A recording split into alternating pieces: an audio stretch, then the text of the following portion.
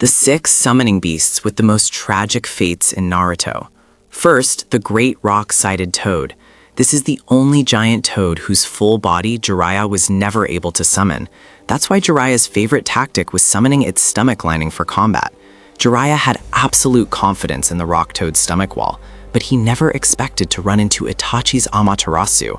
It was burned right through, suffering a literal stomach perforation. Fortunately, Jiraiya knew a sealing jutsu to contain the black flames of Amaterasu. Otherwise, this great toad might have been burned to a crisp. Second is Ajisai's giant panda summon. During her life, Ajisai loved collecting all sorts of summoning beasts, but pain even killed her giant panda, and then turned it into a puppet summoning beast. You have to say, it's a real tragedy. Third, Manda.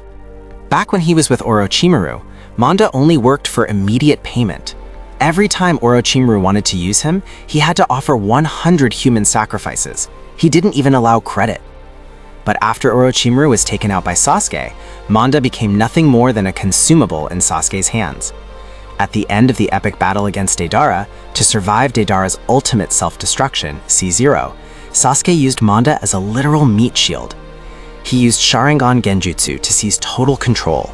By the time Manda realized what happened, his life was hanging by a thread. One can only hope there are no Uchihas in heaven. Fourth, Guy Sensei's Ningame.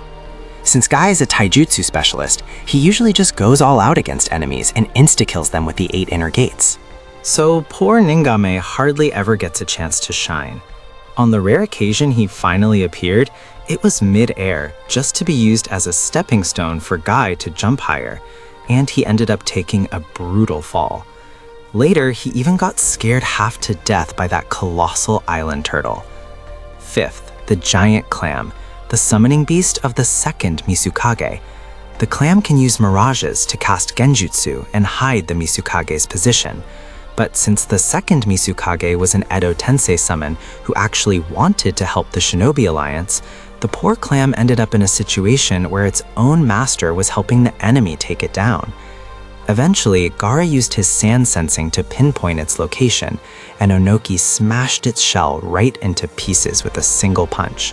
For a Clam, a shattered shell surely means game over.